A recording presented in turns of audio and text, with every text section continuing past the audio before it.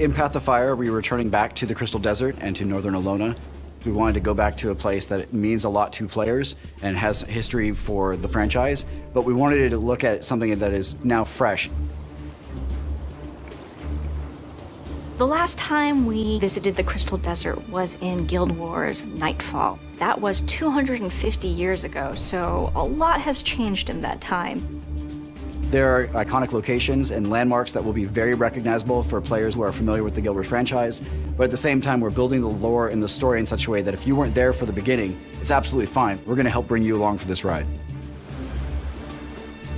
There's a crisis going on in Alona, in an area that we have not been back to in 250 years. Path of Fire starts with reports that Balthazar has been wreaking havoc in the desert. Balthazar is the human god of war and fire. Last we had heard that the gods had kind of stepped away from Tyria. Human players have been worshiping him since Guild Wars 1.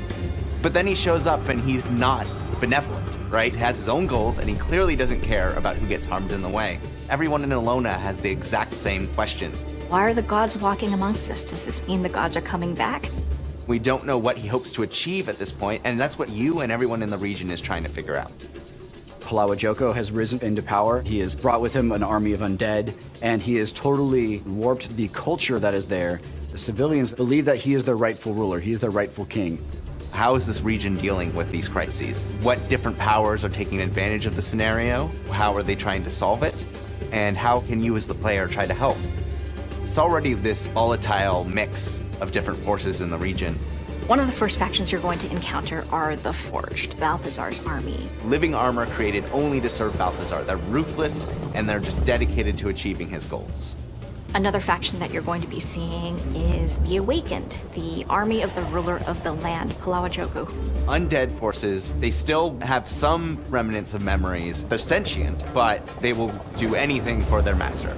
You've also got Kralkatorkin the Branded. Mindless elemental stripped of their original self by Kralkatork's power. And of course, the player is being asked to, come do the hero thing. So the player needs to form a new coalition here in the desert. Path of Fire has a great combination of old friends and new, who all have very different perspectives on Balthazar. You've got your warriors like Ritlock, and you've got Casimir, and these people all get together to help the commander, the player. Path of Fire is going to bring 5 whole new maps to the game. 5 maps that are bigger than any map we've done before. We'll see things that have shifted the landscape and see things in a very unique way. So when people talk about deserts, they think sand, flat stretches, but that's not actually true, right? It's not just, one massive desert that we're exploring, it's all these different biomes coming together. The maps go tall, the maps go wide, the maps go under and around in places. We've really decided to bring exploration and discovery back to the forefront of Guild Wars 2. There's elements that make each map unique, but we've also got elements that kind of tie all of the maps together. We're going to have bounties now that players can hunt dangerous creatures that have been threatening the people of Alona, world events, bosses. With the mounts, of course, we're going to have races, content both old and new to get players engaged. In Path of Fire, we really wanted to get back to the roots of what made Guild Wars 2 unique and fantastic. People who are playing through the main story will really enjoy both the depth and the breadth of experiences they are able to have. The interesting characters who, if they go just a little bit further, they'll run into. Massive maps that are fully explorable, freedom that we haven't necessarily seen as in-depth as when we launched with the original Guild Wars 2. There's some really cool surprises we're building in. I want them to find this world as exciting and interesting and complex as anything we've ever created. And I want them to feel like they have a place in it too.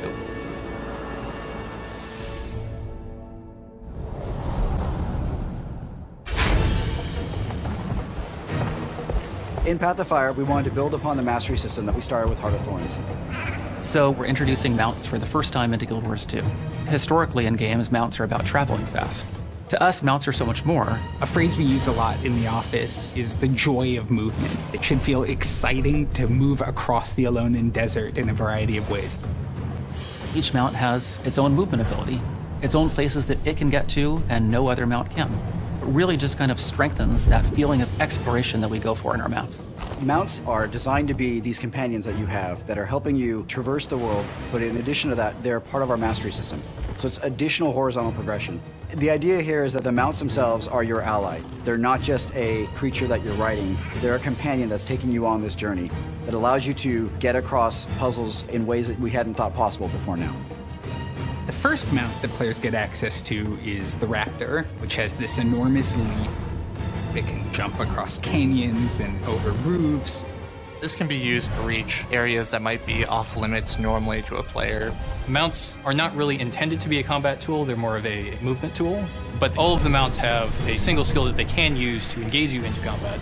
The Raptor's engage skill is this tail spin. It can like pull enemies together, so it's really good for starting off big fights.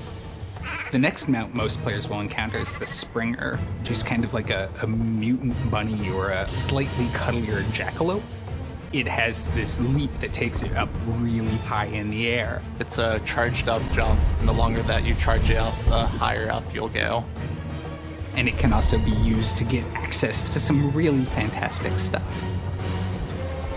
The Skimmer is a really interesting mount. It's this manta-like creature with undulating wings and a strange mystical vibe. He always hovers some distance over the ground. That means he also hovers over things like water or other things that normally would stop your motion.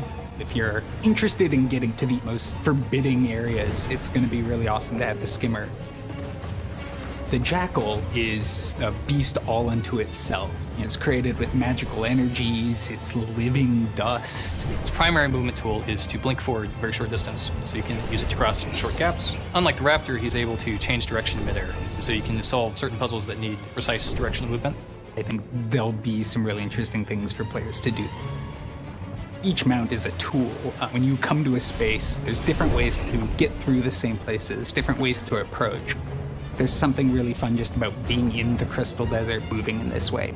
And that just opens up the possibility of building places that aren't like anything players have seen in Guild Wars before.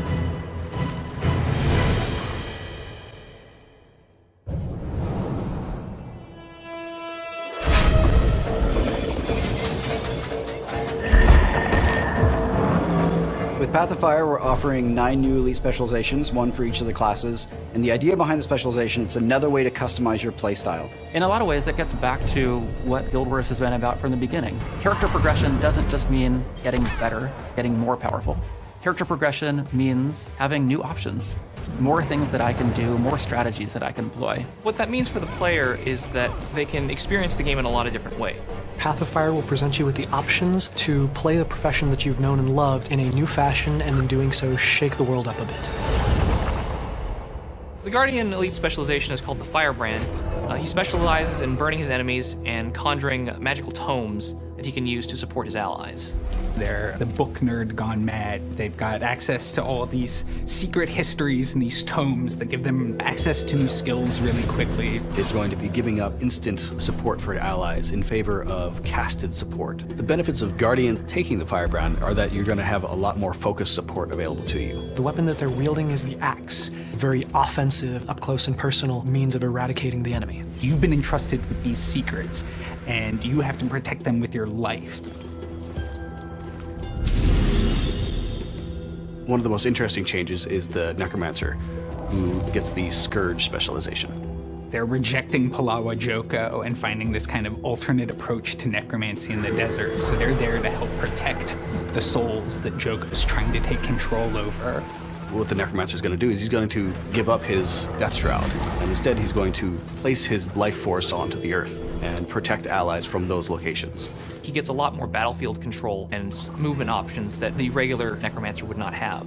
The Scourge gets the torch as an offhand weapon, protecting their allies with it, and lighting the way to, well, damnation for their enemies.